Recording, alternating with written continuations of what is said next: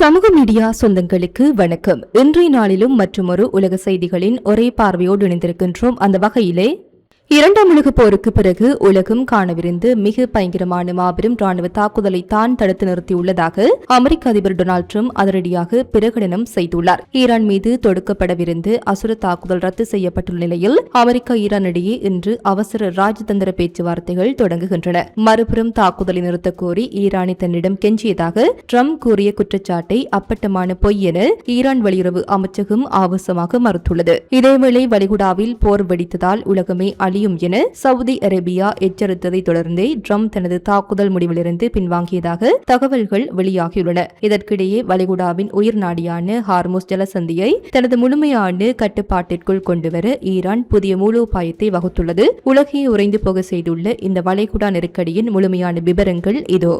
உலக வரலாற்றையே அடியோடு மாற்றியமைக்கக்கூடிய ஒரு மாபெரும் புவிசார் அரசியல் திருப்பமாக அமெரிக்காவிற்கும் ஈரானுக்கும் இடையிலான வரலாற்று சிறப்புமிக்க ராஜதந்திர பேச்சுவார்த்தைகள் இன்று அதிகாரப்பூர்வமாக தொடங்குகின்றன.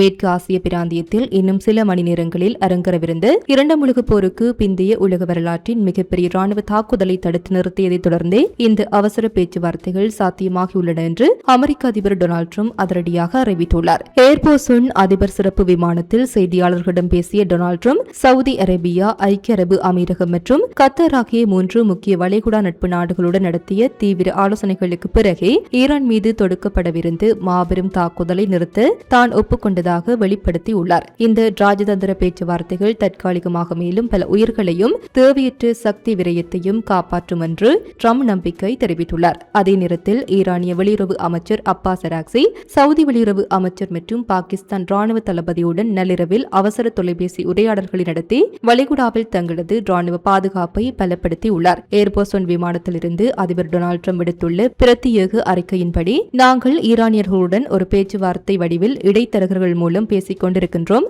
அது இன்று பிற்பகல் தொடங்குகிறது. அது எப்படி போகின்றது என்று பார்ப்போம். அதை செய்ய நான் மிகவும் விரும்புகின்றேன் என்று டிரம்ப் உறுதிப்படுத்தியுள்ளார். அது ஒரு மாபெரும் தாக்குதலாக இருந்திருக்கவிருந்தது. செல்போனால் அது இரண்டாம் உலகப் போருக்கு பிறகு நடந்திருக்கக்கூடிய மிகப்பெரிய அமெரிக்க தாக்குதலாக இருக்கும் என டிரம்ப் குறிப்பிட்டுள்ளார். முன்னதாக சனிக்கிழமை அன்று தனது ட்ரூத் சோசியல் பதிவில் அமெரிக்க ராணுவம் தாக்குதலுக்கு 100% தயாராக இருந்ததாக டிரம்ப் குறிப்பிட்டிருந்தது நினைவு கூறத்தக்கது. இந்த ராஜதந்திர நகர்வு மூலம் ஹார்முஸ் நீரிணையை திறந்து வைப்பது மற்றும் ஈரானின் அணு ஆயுத ஒழிப்பு தொடர்பான முக்கிய உடன்படிக்கைகள் எட்டப்படும் என டிரம்ப் நம்பிக்கை தெரிவித்துள்ளார். நான் மக்களை கொல்ல விரும்பவில்லை. ஏகப்பட்ட உயிர்கள் பலியாவதை நாங்கள் விரும்பவில்லை. எனவே ஈரான் மட்டுமின்றி பிராந்தியத்தின் சவுதி, UAE, கத்தார் ஆகிய நாடுகளும் தாக்குதலை நிறுத்துமாறு எங்களிடம் கேட்டுக்கொண்டன என்று டிரம்ப் விளக்கம் அளித்துள்ளார். அமெரிக்காவின் தாக்குதல் அச்சுறுத்தல்களுக்கு மத்தியில் ஈரான் வெளியுறவு அமைச்சர் அப்பாஸ் அராக்சி தனது ராஜதந்திர போரை தீவிரப்படுத்தியுள்ளார். ஈரானிய வெளியுறவு அமைச்சர் அப்பாஸ் அராக்சி ஞாயிற்றுக்கிழமை நள்ளிரவு தனது சவுதி சகா இளவரசர்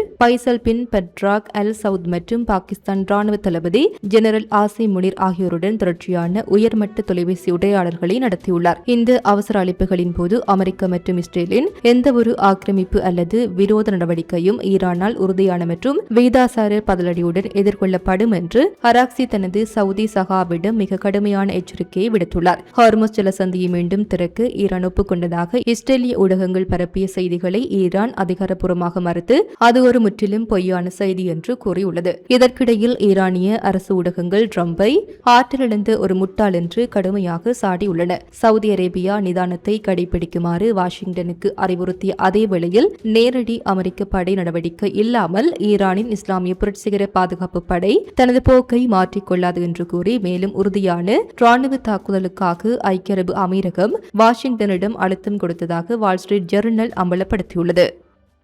அமெரிக்க அதிபர் டொனால்டு டிரம்ப் ஈரான் மீதான இரண்டாம் உலகப் போருக்கு பிந்தைய மிகப்பெரிய தாக்குதலை ரத்து செய்துவிட்டு இன்று பிற்பகலில் ராஜதந்திர பேச்சுவார்த்தைகள் தொடங்கும் என்று அதிரடியாக அறிவித்துள்ள போதிலும் இந்த பேச்சுவார்த்தைகளில் என்னென்ன அம்சங்கள் விவாதிக்கப்பட உள்ளன என்பது குறித்து டிரம்ப் எந்த விவரமும் வெளியிடவில்லை. வெள்ளை மாளிகையிலிருந்து இந்த விவகாரத்தில் முறையான தகவல்கள் எதுவும் வெளியிடப்படாமல் உச்சகட்ட ரகசியம் காக்கப்பட்டு வருவது சர்வதேச அரங்கில் பெரும் கேள்விகளை எழுப்பியுள்ளது. அதிபர் டிரம்ப் கேமரா முன் தோன்றி ஈரானை தாக்குவேன் என்று கடந்த காலத்தில் அதன் தன் நாகரிகத்தையே ஒழித்து விடுவேன் என்று கூறியதையும் பின்னர் தன் நிலைப்பாட்டிலிருந்து பின்வாங்கியதையும் நாம் பலமுறை பார்த்திருக்கின்றோம். தற்போதும் அதே போன்ற ஒரு நாடக களமா அல்லது உண்மையான ராஜதந்திர நகர்வா என்ற சந்தேகம் வலுத்துள்ளது. அமெரிக்கா ஈரான் இடையேயான சாத்தியமான பேச்சுவார்த்தைகளில் என்னென்ன அம்சங்கள் விவாதிக்கப்பட உள்ளன என்பது குறித்து ட்ரம்ப் எந்த விவரமும் அளிக்கவில்லை. பேச்சுவார்த்தைகள் நடைபெறும் என்று ட்ரம்ப் கூறியுள்ள போதிலும் யார் பேச்சுவார்த்தை நடத்துகின்றார்கள் என்றோ எந்த தரப்பினர் என்றோ அல்லது பேச்சுவார்த்தைக்கு என்ன முன்மொழிவு உள்ளது என்றோ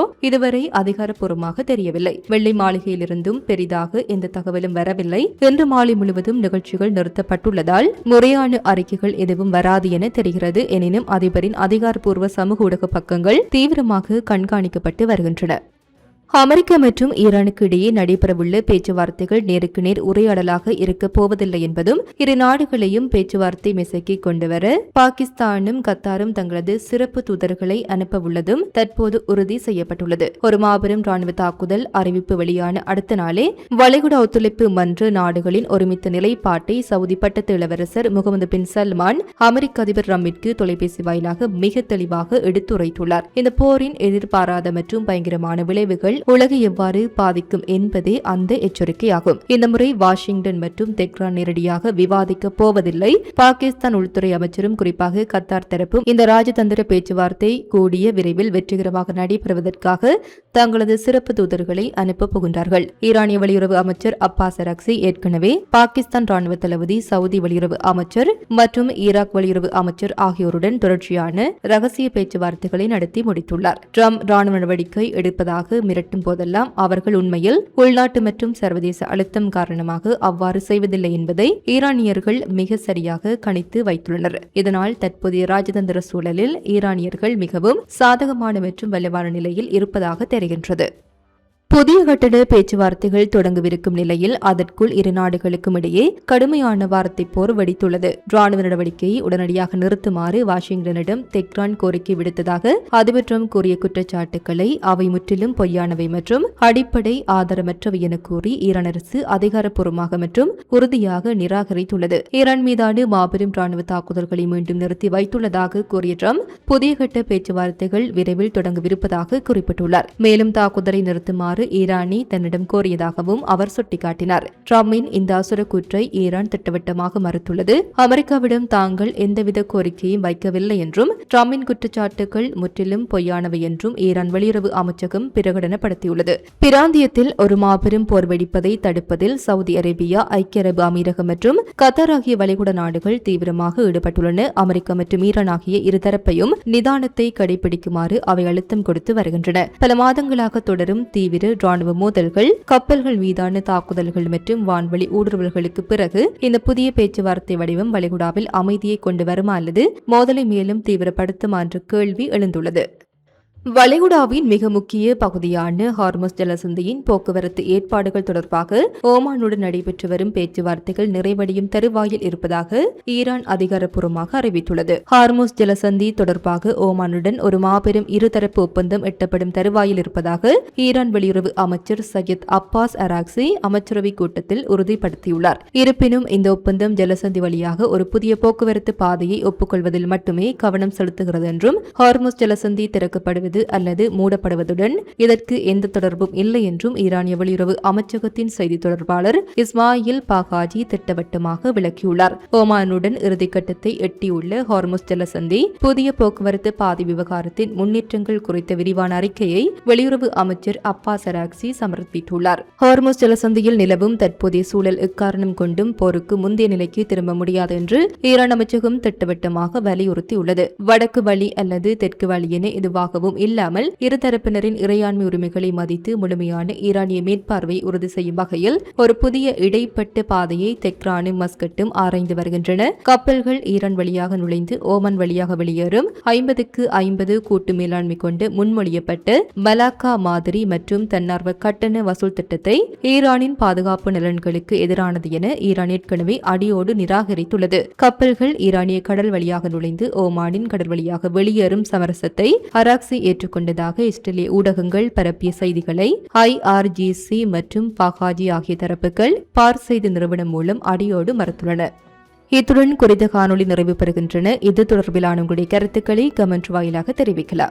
இது போன்ற பல செய்திகளை தெரிந்து கொள்ள நம்முடைய சமூக மீடியா யூடியூப் சேனலை சப்ஸ்கிரைப் செய்து அருகிலுள்ள பெல் பட்டனை கிளிக் செய்யுங்கள். மேலும் செய்திகளை உடனுக்குடன் தெரிந்து கொள்ள சமூகமீடியா.com என்ற இணையதளத்தின் வாயிலாக எங்களுடன் இணைந்திருங்கள்.